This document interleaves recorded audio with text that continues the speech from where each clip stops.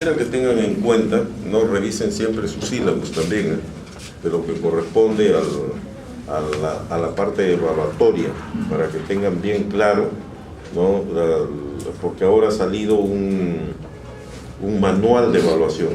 Entonces, de ese manual de evaluación se ha tomado para que, y eso está escrito en el sílabus, ¿no? Entonces, ustedes tienen 2 exámenes teóricos. Ustedes saben que si se desaprueban los 2 exámenes teóricos, se desaprueba todo el curso. Pero a eso se ha agregado algo, ¿no? De acuerdo con el nuevo manual de evaluación, ¿no? De que los 2 exámenes, no solamente es necesario aprobar los 2 exámenes, sino que la suma de los 2 dividido debe dar 11 para poder aprobar, ¿ya? Entonces eso está bien, hay 3 puntos creo que referente a eso, está explicado en el sílabus que tienen ustedes, revísenlo bien, ya, para que tengan la idea completa sobre la evaluación, ¿ya? Bien, entonces ahora vamos a iniciar el curso y vamos a empezar con este tema que corresponde a líquidos electrolíticos, equilibrio hidroelectrolítico. Esto es importante porque vemos permanentemente, ¿no? Que generalmente los disturbios que se pueden producir en los líquidos y electrolitos, que pueden ser de diferente índole, ¿no? Tanto del agua como de los electrolitos principales, no nos vamos a ocupar de otros porque es un poco difícil, vamos a ver lo más común que nosotros encontramos. Pero lo cierto es que cuando nosotros analizamos esto dentro de del conocimiento que deben tener no solamente los alumnos, ¿no? Sino también ya los profesionales, se deja a un lado este conocimiento y muchas veces se cometen errores, ¿no? Y errores que van a ser muy graves a veces en los propios pacientes y que pueden causar la muerte de los pacientes. Entonces en esto nosotros tenemos que manejar en algo práctico, ¿no? Y ahora que estamos, por ejemplo, en la parte del curso de cirugía, porque yo sé que ustedes han revisado y lo van a seguir revisando, probablemente en cada uno de sus asignaturas que ustedes tienen, ¿no?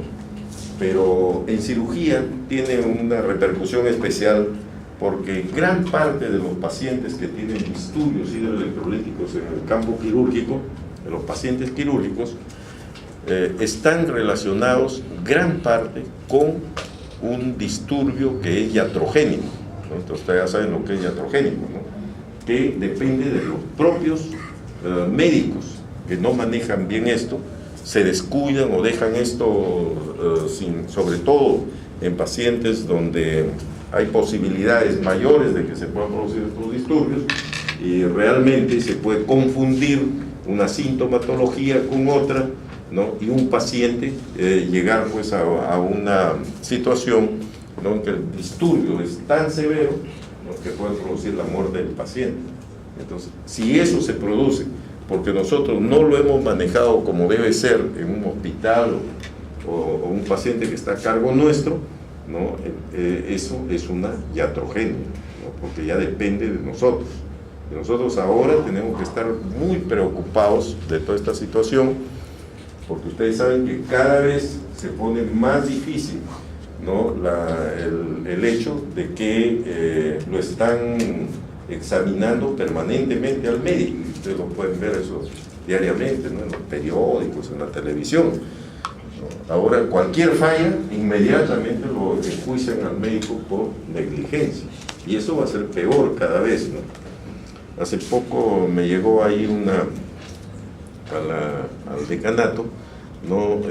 Que yo les avalara o les diera un auspicio académico para un congreso que se va a llevar a cabo allí, en Lima. Entonces, este congreso está organizado por abogados y el congreso está relacionado con derecho médico, así se llama. ¿no? Y lo que ellos están estudiando desde ese punto de vista es ver realmente, compenetrarse en esta situación justamente para atender los casos. Y los casos, en ese sentido, ¿no? Ustedes saben que cuando se enjuicia, ¿no?, a un médico por una situación de estas, la vida no tiene valor realmente, ¿no? Y en Estados Unidos, por ejemplo, un juicio por negligencia médica lo hacen por millones de dólares, ¿no? Y esto es un poco problemático, por eso que en Estados Unidos el que menos ya tiene su seguro médico, su seguro de malpraxis se llama, ¿no? Pero aún así pasan situaciones muy difíciles. En mi tiempo que yo estuve un tiempo en Estados Unidos, ahí pude ver, ¿no?, la preocupación y la tensión, el estrés que tienen muchos médicos en ese aspecto, ¿no?, por este gran problema que hay, porque cualquier cosa puede fallar. A veces, por ejemplo, un médico especialista en ginecobstetricia ha atendido un parto, ¿no?, y el muchacho después de los 3, 4, 5 años se dan cuenta pues que tiene problemas neurológicos, ¿no? Y empiezan a indagar por qué tiene esos problemas neurológicos, y empiezan a ver cómo fue su parto, quién lo atendió, cuáles fueron los resultados, cuál fue su APGAR en el momento y ahí pueden acusar directamente, después de años, imagínense, ¿no?, pueden acusar al médico y lo pueden acusar por millones. Y si no tiene el seguro, ahora para trabajar en los hospitales tienen que tener su seguro de malpraxis en Estados Unidos. Y eso ya se ha querido hacer acá, ¿no? Bueno, lucha del colegio médico en ese aspecto para que no entre esta situación en el Perú, ¿ya? Pero definitivamente, ¿no?, con el tiempo y con todo esto que está evolucionando, cada vez va a ser más intensa esta forma, ¿no?, como van a evaluar permanentemente el trabajo médico, ¿no? Y es muy fácil pues que si un paciente, por ejemplo, que se puede morir por otro motivo, si quieren echarle la culpa al médico, la denuncia que le hacen es homicidio por negligencia. Imagínense, ¿no? Y eso le puede costar al médico no solamente la parte económica, ¿no?, sino de que le quiten el título, etcétera, etcétera, ¿no? Entonces nosotros tenemos que estar preparados en todo ello, ¿no? Y las iatrogenias tienen que ser lo mínimo posible, ¿no? Y si hay alguna iatrogenia que se produce inmediatamente, detectarla, ¿no?, y manejar el paciente para que no haya ningún problema. En este aspecto, ¿no?, ahora vamos a dar unas directivas especiales, porque ustedes saben, ya conocen el tema, ustedes saben que es muy amplio realmente hablar de líquido y electrolito. Vamos a trasladarlo y ver algo importante que tenga que ver con el manejo, ¿no?, en la cabecera del enfermo, que eso es lo que más me interesa que ustedes conozcan, ¿no?, cómo manejar un enfermo desde el punto de vista hidroelectrolítico en nuestro hospital.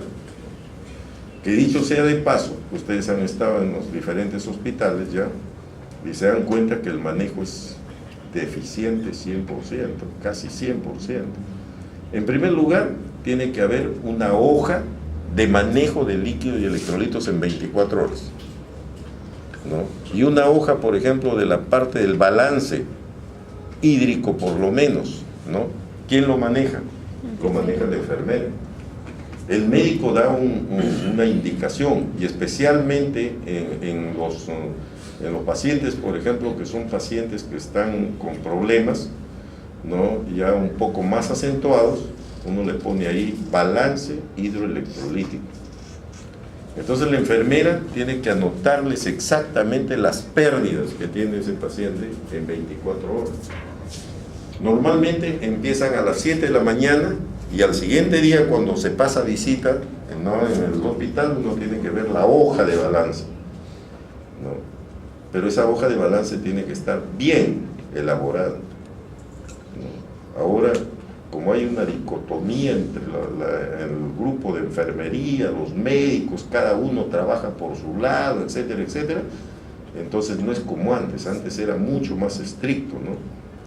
Y la enfermera pasaba visita con el médico, Ahora ven que las enfermeras están caminando por un lado y no, hasta que yo fui jefe y trabajé así, no directamente, ¿no? Yo de ninguna manera empezaba una visita si la enfermera no estaba allí, porque la enfermera tiene que informar qué pasó durante toda la noche con el paciente, ¿no? ¿Qué problemas hubieron durante toda la noche con el paciente? Presentar su balance hídrico por lo menos, ¿no? Entonces todas esas cosas son de trabajo permanente, ¿no? Porque al final el responsable es el médico, ¿no? Si le pasa algo al paciente y se muere el paciente, ¿no? Los que van a responder son los médicos. Entonces nosotros no podemos dejar así. La enfermera lo único que la pueden enjuiciar es porque puso mal una inyección, por ejemplo, ¿no? Porque se entiende que ella sabe poner una inyección, pues puso una inyección, agarró un nervio, ¿no? Entonces no supo colocarla en el sitio que corresponde. Esa es su responsabilidad. Pero si una medicina indicada, ¿no? O bueno, ustedes por ejemplo indican una medicina, ya ponle subcutáneo, le ponen endovenoso, esa es culpa del enfermero, ¿no? Porque ahí tienen que dejar bien clara su indicación que dice, esto le van a colocar de esta manera, ¿no? Entonces tenemos que estar cuidando nuestras espaldas permanentemente, porque el médico es el que va a salir finalmente, ¿no? A enfrentar cualquier situación que pueda existir, ¿no? En este problema de complicaciones, etcétera, ¿no? Y la otra cosa que tienen que estar desde ahora, aprender y ver, ¿no? Muchas veces no seguir inclusive lo que se hace en los hospitales, sino ustedes mismos, es mantener la comunicación permanente, ese se llama la relación médico-paciente, que es fundamental, eso es importante, la relación médico-paciente, ¿no?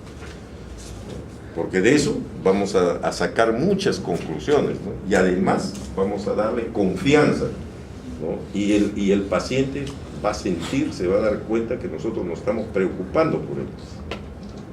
Entonces esto es fundamental en ese sentido. Bien, ahora vamos a ver, miren, el agua y electrolitos. Hablando del agua, ¿no? Ustedes saben que si a una persona de acá, cualquiera de ustedes, la exprimiéramos y le sacáramos todo el líquido que tienen y se quedaran solamente con la parte de solutos, ¿no? Vamos a encontrar, aunque es variable de uno a otro, pero como promedio, que más nosotros estamos constituidos por agua que sustancias sólidas. El 60% como promedio de nuestro peso corporal es agua, 60%. Y recuerden ustedes que el litro de agua, lógicamente, un litro de agua pesa 1 kilo, ¿no? Así que podemos decir 1 litro de agua o 1 kilo de agua, es lo mismo, ¿no? Entonces, eso es fundamental, y entonces nos damos cuenta realmente, ¿no? de que el agua es una cosa muy importante, ¿no? Y que está en todo nuestro organismo. Y es parte de nuestra fisiología, el hecho de que esté el agua en diferentes lugares de nuestro organismo presente. Pero las variaciones de lo que nosotros podemos tener como porcentaje, un 60%, por ejemplo, en un hombre de 70 kilos, pongamos, ¿no?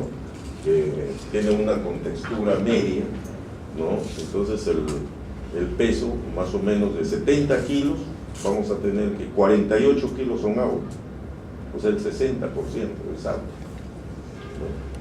Pero esas concentraciones son diferentes entre todos nosotros, ¿no? Es bien difícil que alguien, ¿no? Eso es lo que a veces nosotros le llamamos capital, lo que yo tengo como agua, como promedio, ¿no? Cada uno de nosotros difiere. ¿Por qué? Porque depende de la edad, depende del peso, depende del género, la concentración de agua. Entonces hay variaciones en ese aspecto. Un niño, cuando recién nace, tiene 80% de agua, su peso es 80% de agua. ¿Y qué es lo que ocurre?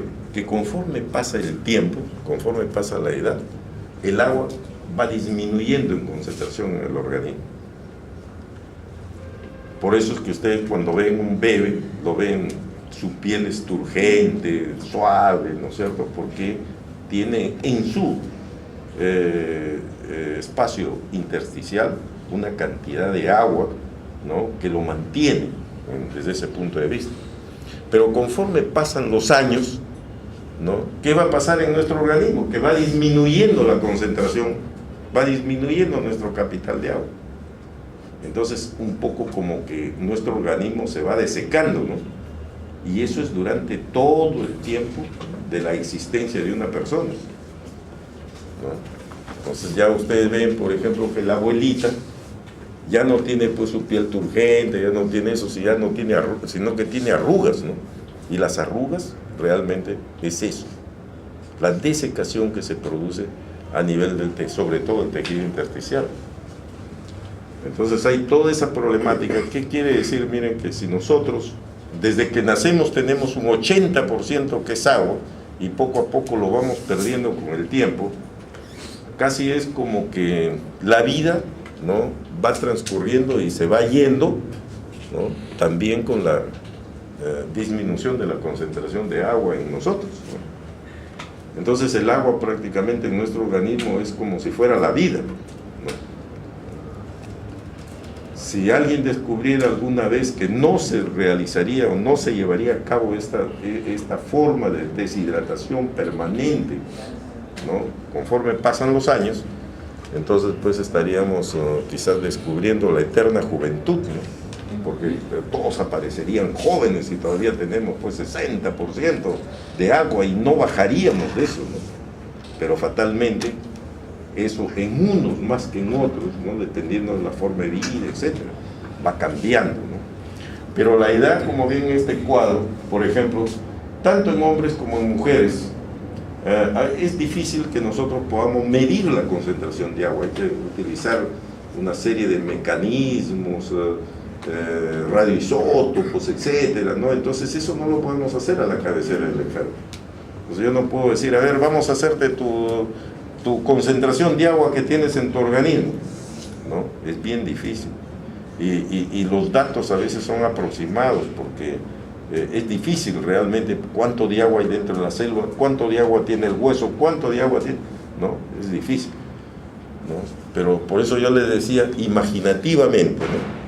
Si nosotros a una persona de clase media, de peso medio, con textura, 1,70 m, por ejemplo, ¿no? Le hacemos esto que yo les estaba así imaginativamente, lo escurrimos, ¿no?, y le sacamos toda su agua, vamos a encontrar que el 60% es agua y el 40% son solutos. Esto para tener una idea. Entonces, la edad tiene que ver, el género tiene que ver, ¿no? El agua generalmente tiene mayor concentración de agua el hombre que la mujer. Mayor concentración. ¿Y por qué? Porque se entiende, ¿no?, que el hombre pues tiene más músculo, ¿no? Y el tejido muscular, la célula muscular tiene mayor concentración de agua, ¿no? Y menos tejido adiposo. La mujer tiene más tejido adiposo, porque la distribución es diferente, ¿no? Entonces eso hace de que haya una concentración menor, ¿no?, mayor en el hombre que en la mujer, salvo porque una mujer sea fisiculturista, ¿no? Entonces ahí puede cambiar las cosas, pero normalmente más o menos tenemos esa secuencia, ¿no?, desde ese punto de vista. Hablando de promedios, ¿no?, la masa muscular es mayor en el hombre, por eso tiene 40% de masa muscular, mientras que las mujeres tienen 33% de masa corporal. Y la grasa corporal, 28%, y la mujer tiene mayor concentración de grasa. Ustedes saben que la célula adiposa, ¿no?, está generalmente llena más de los ácidos grasos, ¿no?, y no tiene agua. Entonces, por eso es que la mujer tiene algo de un peso menor, ¿no?, de concentración de agua. Ahora, el agua, ¿no?, si nosotros consideramos, por ejemplo, la parte celular, si esta es una célula, ¿no?, con su núcleo, vamos a ver que el agua se distribuye en diferentes partes del organismo. O sea, el organismo no tiene igual concentración en un compartimento que en otro, difiere de uno a otro compartimento. Pero para entender esto, vamos a ver, ¿no?, por ejemplo, que habrá agua que está dentro de la célula, o sea, dentro de la membrana celular, y esta será el agua intracelular, que se encuentra dentro de las células. Todo lo que se encuentre por fuera de la célula, o sea, por fuera de las membranas celulares, será agua extracelular. Entonces tenemos esos dos grandes compartimentos, ¿no?, el compartimento intracelular y el compartimento extracelular. Pero al mismo tiempo vamos a ver nosotros que, por ejemplo, en el compartimento extracelular hay dos subcompartimentos, ¿no?, dos espacios, podemos decir. Un espacio que está considerado por todo lo que es el espacio que se conoce como el nombre de vascular o plasmático. Vamos a ver por qué estos nombres.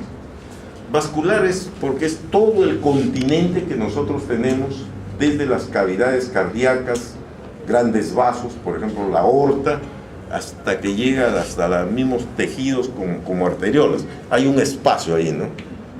Ese espacio que existe dentro de eso, a eso se conoce con el nombre de espacio vascular, ¿no?, es decir, el espacio que está dentro, o intravascular o vascular, ¿no? Entonces, en el extracelular tenemos el espacio vascular o plasmático, ¿no?, espacio vascular o plasmático. Y el otro espacio que se encuentra más cercano a las membranas celulares, ¿no?, es el espacio intersticial, ¿no?, que sería este de acá, espacio intersticial. Espacio intersticial, ¿no? Entonces, miren, para tener una idea, ¿no?, de qué es lo que ocurre dentro de nuestro organismo, existen pues estos espacios, ¿no?, los compartimentos donde se encuentra distribuida el agua, en estos espacios, en el espacio intracelular y en el espacio extracelular. A su vez, el espacio extracelular se divide en espacio, ¿no?, plasmático o vascular, ¿no?, y el espacio intersticial. Bien, este cuadrito que ven ustedes acá nos indica como promedio, estos no son datos exactos, ¿no?, pero como promedio, tal como les estaba hablando, vamos a tener, por ejemplo, que el agua total, como les decía, un 60%, perdón, son 42 litros de 70, ¿no? 70 suponiendo que este sujeto pesa 70 kilos, ¿no? Entonces, en este señor vamos a tener que su 60% es agua, o sea, 42 kilos son de agua, o igual que decir, pues 42 litros corresponden a agua. Si nosotros vemos cuánto de agua hay en el espacio intracelular y en el espacio extracelular, de este 60% vamos a encontrar que 40% vamos a encontrarlo en el espacio intracelular y 20% en el espacio extracelular. O sea que mayor cantidad de agua tenemos nosotros en el espacio intracelular. ¿Ya? Más o menos, si lo traducimos a los litros, de estos 42 litros, 28 litros se van a encontrar en el espacio intracelular y 14 litros se van a encontrar en el espacio extracelular.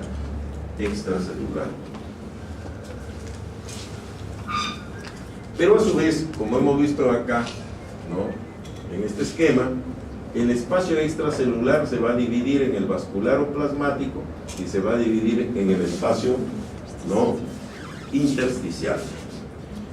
El plasmático, que son de los vasos, va a ser un 5% de este 60%, y el intersticial un 15%, o sea, más agua en el espacio intersticial que en el espacio plasmático. Quiere decir que más o menos unos 3.5 litros van a estar en el espacio vascular y 10.5 litros van a estar en el espacio intersticial. Hablando de promedios, ¿eh? Ahora eso no es exacto y difiere en cada persona, definitivamente. Pero hablando de promedio, para que ustedes tengan una idea de qué es lo que ocurre, ¿no?, cómo se distribuye el agua dentro del organismo en los diferentes espacios.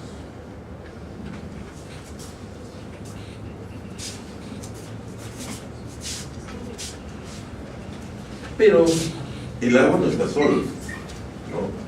En el agua, en el caso, por ejemplo, del espacio vascular, que tenemos 3.5 litros. ¿Cuántos litros de sangre hay en el espacio vascular? Como promedio de sangre. ¿Cuánta sangre tenemos nosotros circulando en el organismo? 5 litros. ¿Ya? ¿Y por qué aparece 3.5? ¿Ah? Porque el resto es el contenido de agua en los eritrocitos. Porque estamos hablando, por eso viene el otro término que dice espacio plasmático. ¿Por qué? Porque en la sangre hay células. Están los glóbulos rojos, están los glóbulos blancos, ¿no? Hay células. Y todo el líquido que esté dentro de las células no corresponde en este caso. Entonces los promedios que se sacan son esos, ¿no? Por eso algunos dicen mejor, cuando hablamos de líquido, mejor hablamos de plasma, ¿no? Cuando ustedes han centrifugado, por ejemplo, y han podido ahí depositar todo lo que corresponde a la parte de las células, ¿no? Entonces ahí queda el plasma. Por eso algunos dicen que en lugar de espacio vascular debería llamarse espacio plasmático, ¿no? Espacio plasmático, desde ese punto de vista. Pero como les decía, en todos estos compartimientos y en este líquido existen disueltas estas partículas muy pequeñas que tienen carga eléctrica. Eso es lo importante, que tienen carga eléctrica. Y esta carga eléctrica puede ser positiva o puede ser negativa, ¿no? Y a eso es lo que se conoce con el nombre de iones. Entonces, iones son pequeñas partículas que se caracterizan por tener carga eléctrica, ¿ya? Y estas partículas van a estar disueltas en el agua que nosotros tenemos en nuestro organismo. Y aquí yo quiero que ustedes tengan un concepto muy claro de lo que es la osmolaridad, ¿no es cierto? Porque estas partículas son las que van a dar la osmolaridad, ¿no?, en los diferentes compartimentos. Entonces, de aquí yo quiero recordarles, ¿no?, un experimento que no sé si ahora lo harán en fisiología. Voy a preguntar, ¿verdad? Pero antes lo hacíamos hace muchos años, cuando estudiaba yo en San Marcos, ¿no? Hacíamos un experimento que nos servía, es muy interesante, ¿no? Que, por ejemplo, en un depósito poníamos nosotros al centro, que dividía estos dos compartimentos, un papel de celofán. Y el papel de celofán se presenta como membrana semipermeable. ¿Qué quiere decir membrana semipermeable? Que deja pasar el agua, pero no deja pasar los solutos. Esa es una membrana semipermeable, ¿no? Si yo hago este experimento y coloco al centro el papel de celofán y, por ejemplo, disuelvo en una cantidad X de agua, disuelvo, por ejemplo, cloruro de sodio, pero en uno con mayor concentración y el otro con menor concentración, y coloco, por ejemplo, acá en el mismo nivel, ¿no? El de mayor concentración, por ejemplo, lo coloco acá con mayor concentración, porque el sodio, ¿qué partículas tendrá cuando se divide? El sodio y el cloro, ¿cierto? Y aquí le pongo un suero que tiene menos concentración, o sea, le he puesto menos cloruro de sodio, que se ha disuelto en las partículas o en los iones cloro y sodio, ¿no? Estas partículas que están acá me van a incrementar la osmolaridad. Aquí va a haber mayor osmolaridad que en este caso. ¿Qué fenómeno ocurre en esta situación? Como el papel de celofán se comporta como una membrana semipermeable, los movimientos del agua van a ser de un lado a otro, ¿no? Del lado de menor concentración al lado de mayor concentración. ¿Hasta qué momento? Hasta que las concentraciones a ambos lados sean iguales, ¿no? Entonces, aquí en este experimento pueden perfectamente darse cuenta de algo, ¿no? De que aquí el agua, en este lado, va a subir de nivel, y aquí en el agua, en este lado, va a bajar de nivel, ¿no? Hasta que las concentraciones sean iguales. Y este experimento se puede ver claramente, ¿no? Cuando uno hace el experimento en el laboratorio. Es fácil. Entonces, uno entiende perfectamente, ¿no?, lo que ocurre en general y lo que corresponde entonces a la presión osmótica. Una solución que tiene mayor presión osmótica o mayor concentración de solutos va a jalar agua. Eso sucede igualmente en nuestro organismo, pero no tan literalmente, porque vamos a ver que hay algunas características, ¿no? Entonces, pero tiene que ver de este juego que hay entre, ¿no?, las concentraciones dentro de los líquidos. Ahora, el asunto es el siguiente.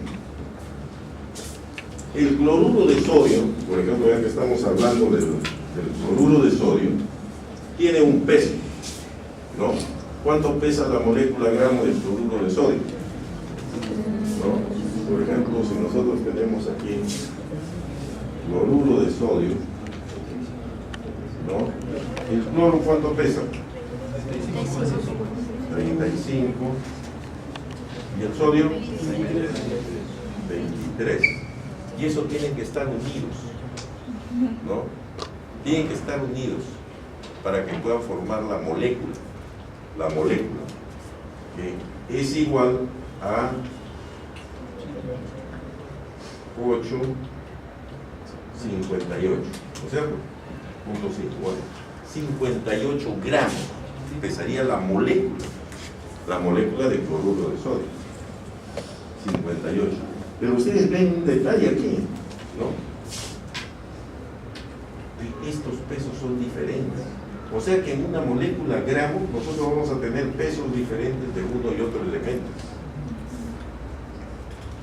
¿Por qué? Porque la unión, la forma de cómo se unen las partículas y se atraen unas a otras, no son por peso, son por equivalentes, ¿no? Y el equivalente está dado fundamentalmente por el peso, ¿no? Porque una cosa es el peso y la valencia. Entonces vamos a tener, por ejemplo, ¿no?, que todo esto pesa un equivalente. Todo esto es un equivalente, ¿no? Porque los equivalentes sí se unen unos con otros y forman una las partículas son isoeléctricas para que estén unidas juntas, ¿no? Entonces esta característica es fundamental tenerla en cuenta. Por eso es que cuando nosotros hablamos, claro, no de equivalentes, sino hablamos de 1000 equivalentes, porque son mucho menores el número de partículas, etcétera, que hay en el organismo, ¿no? Y hablamos de 1000 equivalentes, pero esa es la fórmula, ¿no?, de cómo ustedes el peso en gramos, ¿no?, pueden tener, por ejemplo, cómo se obtiene el peso en gramos, ¿no?, y cómo se obtiene el equivalente. Entonces ustedes pueden decir, por ejemplo, yo les puedo decir, en 5 gramos de cloruro de sodio, ¿cuántos 1000 equivalentes hay? ¿Cuántos 1000 equivalentes hay de cloro y cuántos 1000 equivalentes hay de sodio? ¿No? En 5 gramos.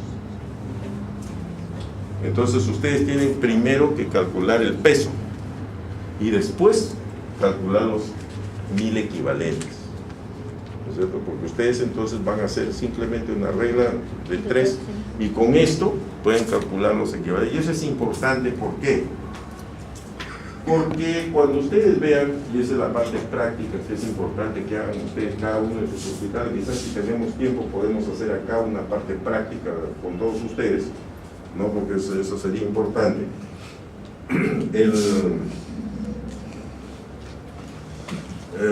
Las ampollas vienen generalmente con peso.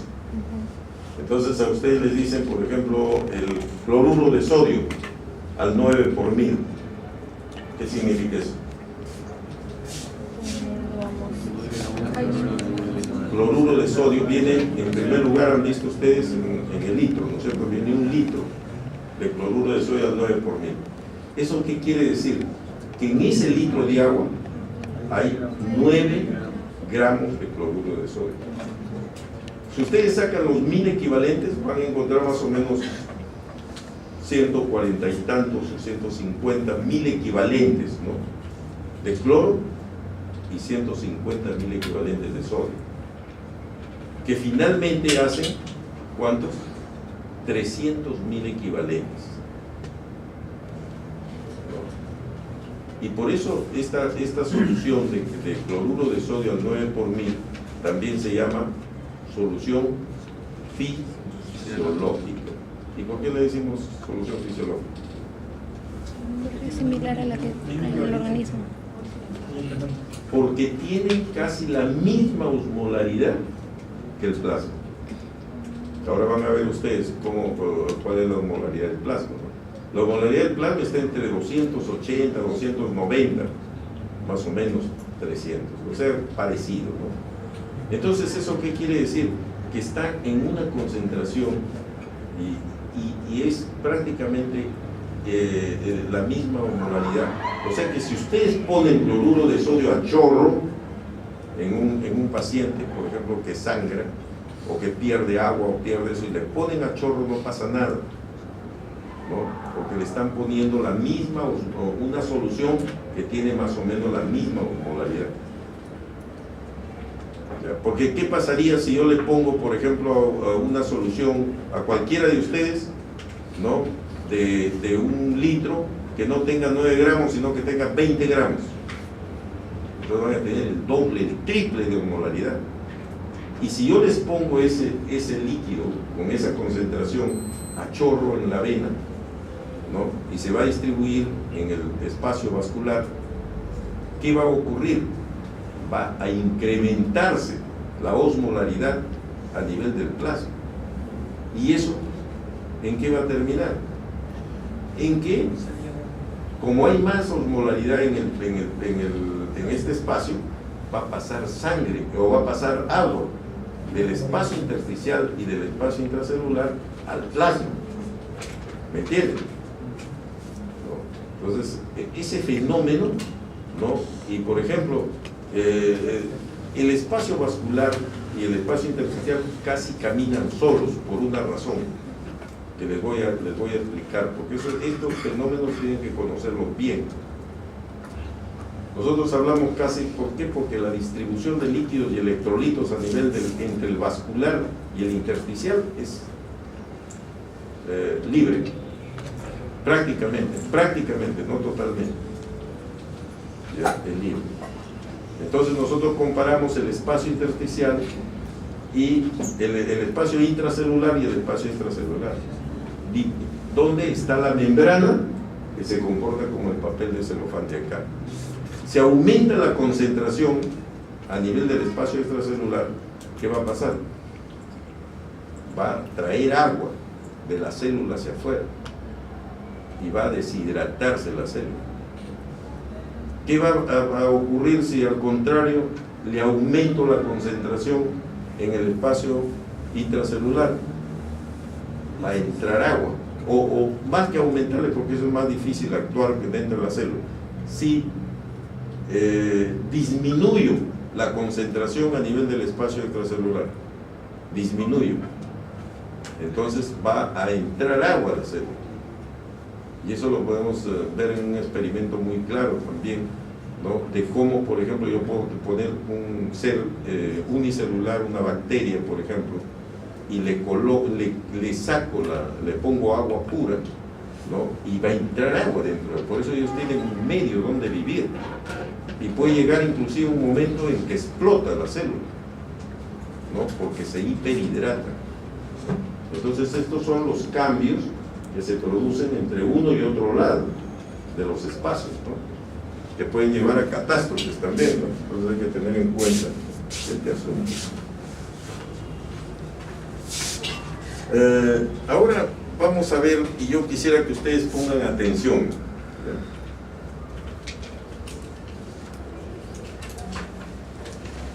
En la diferente concentración que hay de determinados electrolitos entre el espacio intracelular y el espacio extracelular, y entre el espacio intersticial y el espacio vascular, que son las concentraciones promedio que nosotros tenemos en el organismo. Ahí lo tienen. ¿Qué diferencias grandes ven ustedes entre el espacio intracelular y el espacio extracelular en cuanto a concentración de electrolitos? Estos están en 1000 equivalentes, ¿no?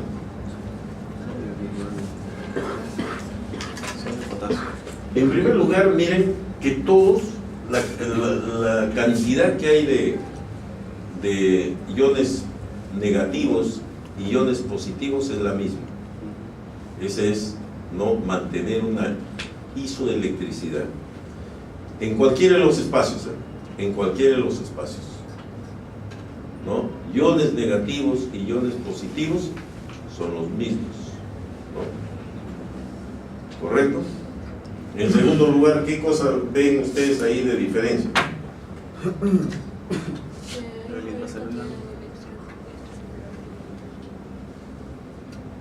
En el extracelular, sodio. Vamos a ver. 152.000 equivalentes de sodio en el extracelular, ¿no? 14.000 equivalentes de sodio en el intracelular. O sea que tenemos un catión, pues, con carga positiva, nosotros decimos que son cationes. Tenemos un catión que tiene una concentración enorme en el extracelular, todo esto es extracelular, ¿ya?, comparado con el intracelular. ¿Correcto? ¿Qué otra cosa han apreciado?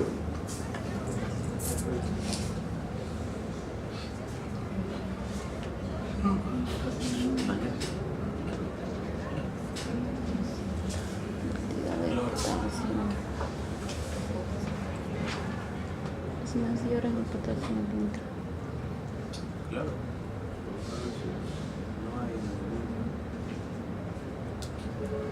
¿Qué otra cosa han apreciado? La concentración de cloro. El cloro, más extracelular. Potasio. El potasio, miren el potasio en el intracelular y miren el potasio en el extracelular. Este es extracelular. Miren el potasio, la diferencia. El potasio se encuentra fundamentalmente concentrado en el intracelular. El potasio es un catión eminentemente intracelular. solamente el 2% del potasio se encuentra en el extracelular. El resto, todo se encuentra en el intracelular. Pero miren, si nosotros tenemos un potasio de 5 acá, podemos decir que poco, ¿no? Y que mucho potasio hay acá.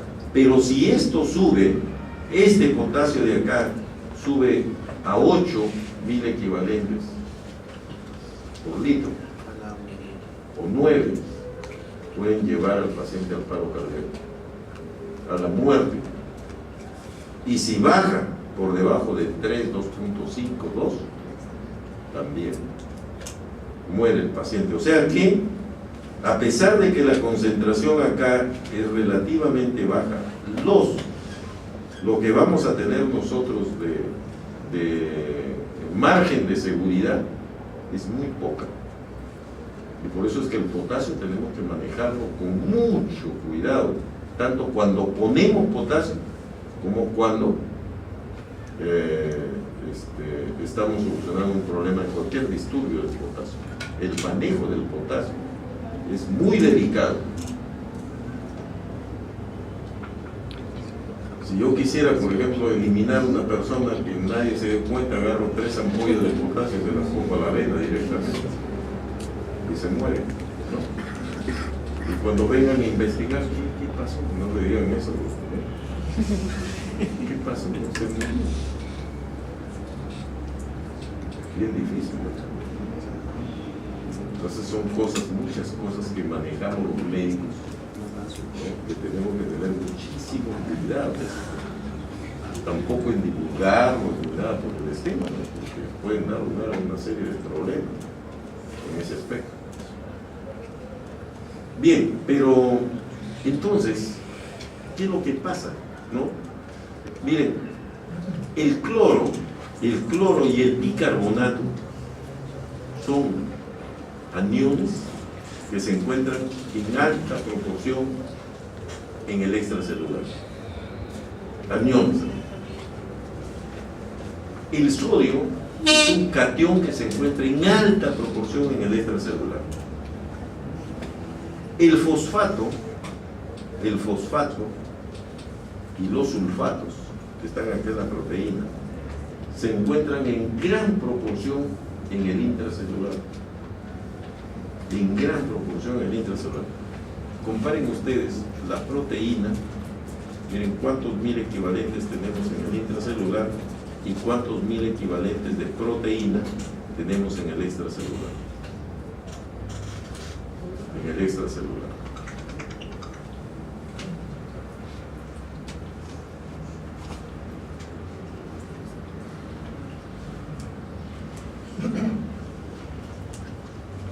¿Correcto?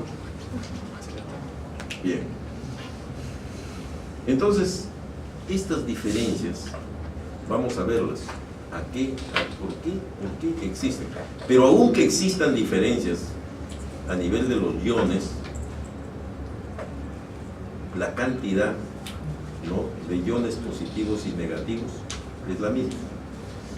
Se mantienen en el intra y en el extracelular. En un estado de normalidad. Eso es lo que Claudio Bernard llamaba pues la homeostasis, ¿no? Una homeostasis, nos mantenemos perfectos, ¿no? No hay ninguna alteración fisiológica.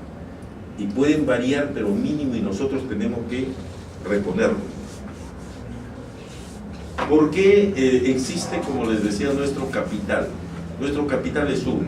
Yo tengo esta cantidad de sodio en todo mi organismo, tengo que mantenerla y bien distribuida.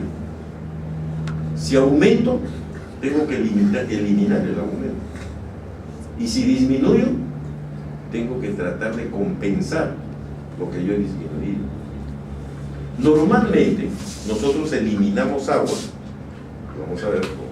Eliminamos agua y eliminamos electrolitos, ¿no?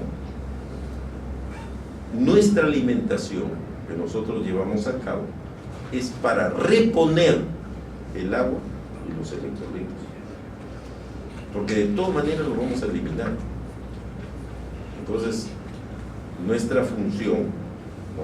Va a ser reponer, y a eso es lo que se llama equilibrio hidroelectrolítico, a mantener el nivel que nosotros debemos tener de agua y electrolitos. ¿Correcto? Ustedes ven acá alguna diferencia, porque todo este es el espacio extracelular, ¿eh? Este es el plasma, el espacio plasmático, y este es el espacio intersticial.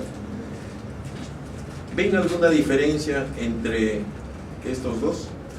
Que son es el espacio extracelular. La proteína. Ustedes ven que en el extracelular, en el espacio vascular, la concentración de proteína es mayor que en el espacio intersticial.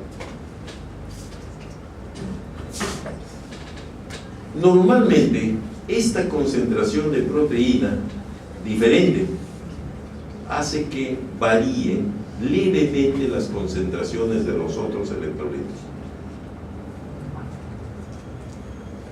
¿Correcto?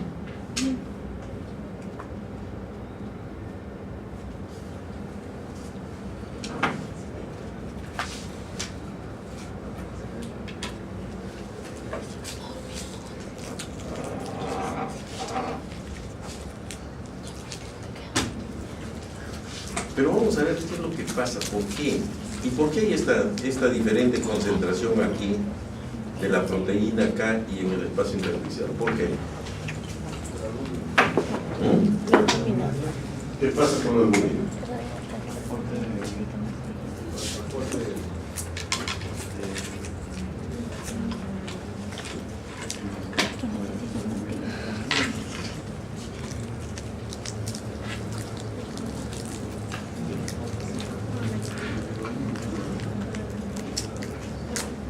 El intercambio, porque finalmente, ¿qué es lo que persigue en nuestro organismo? ¿Qué perseguimos? De que llevemos todos los elementos para nutrir a la célula, porque la célula es la que nos da vida, toda la célula de nuestro organismo. Entonces, a través de esto tienen que llegar todo lo que necesita la célula. Pero al mismo tiempo, la célula también tiene productos que ya no le sirven, ¿no? Que es el final del metabolismo celular. Ustedes han estudiado el ciclo de Krebs, ¿no? Los diferentes ciclos por los cuales el metabolismo entonces ya elimina, ¿no? Elementos como por ejemplo el CO2, que ya no le sirve, y por el contrario tiene que eliminarlo, ¿no? Entonces todo esto nos sirve justamente para ello. Entonces, ¿qué ocurre cuando, por ejemplo, nosotros tenemos acá, ¿dónde se realiza ese intercambio? En el espacio, a nivel tisular, en el tejido mínimo donde están las células, ¿no? Entonces, por ejemplo, nosotros tenemos el corazón, acá la aorta, va disminuyendo, ¿no es cierto?, de volumen, va disminuyendo de volumen, hasta que se vuelve bien delgadita, ¿no es cierto?, y tapizada solamente por células endoteliales acá, ¿no? Que es a nivel de los capilares, de los vasos, de las arteriolas, a nivel de, ahí es donde se produce el intercambio, ¿ya? Y a su vez, entonces, estas arteriolas de acá, después van a recibir sangre, que nuevamente va a venir por la otra circulación, ¿no es cierto?, formando las grandes venas, y llegar ¿a dónde?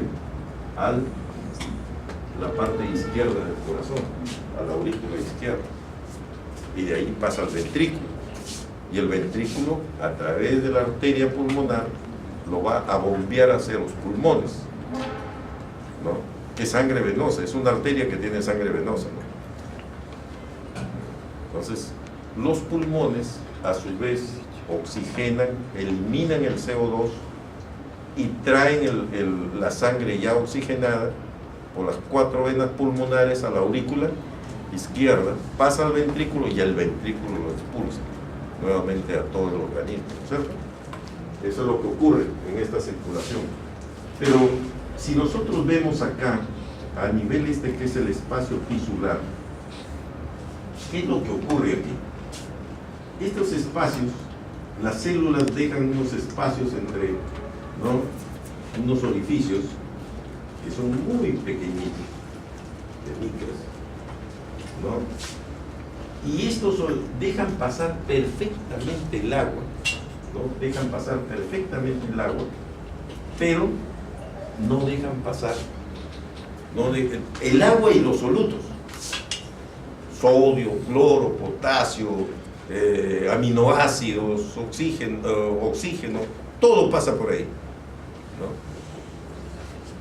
Pero algo que no pasa porque es una macromolécula es la albúmina.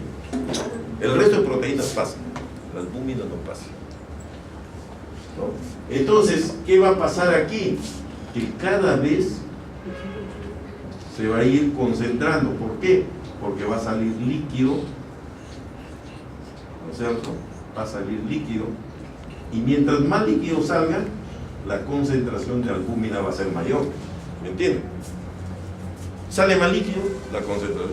¿Y por qué sale líquido fundamentalmente? Tiene que haber una fuerza que lo expulse hacia afuera. Es la presión hidrostática que viene desde el corazón, ¿no?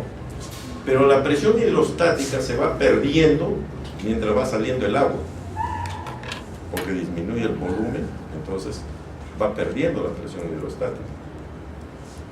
Pero sin embargo, se va incrementando cada vez más, ¿no es cierto? Se va incrementando cada vez más la concentración de albúmina. Entonces, tal como hemos estudiado estos fenómenos, ¿no?, esta mayor concentración de albúmina va a ser de que el agua que sale acá, que sale por la presión hidrostática, la presión de la proteína, eso conozco con nombre también de presión oncótica de la proteína, va a hacer que regrese el agua a la vena, ¿no? Ese intercambio que se produce de líquidos, electrolitos y todos los solutos que existen, menos la albúmina, hace que entonces haya este juego, ¿no es cierto?, primero de salida y después de ingreso, por la presión oncótica de la proteína, ¿no? ¿Qué pasaría cuando baja acá la presión oncótica, que no hay mucha albúmina, o disminuye la albúmina? Se va a quedar líquido a nivel de este espacio. ¿Qué espacio es? El espacio intersticial. Entonces es lo típico que ustedes ven, por ejemplo, en el paciente cirrótico. Paciente cirrótico, porque ¿dónde se produce la albúmina? En el hepatocito. El hepatocito es el que produce la albúmina. Es el único sitio de producción de albúmina. Y en el hígado, que malogra sus hepatocitos porque se fibrosa y ahoga los hepatocitos, los desaparece, ¿no? Entonces ahí no va a haber producción, o va a ir disminuyendo la producción de albúmina. ¿Qué van a tener ahí? Edema, característico, ¿no es cierto?, el edema.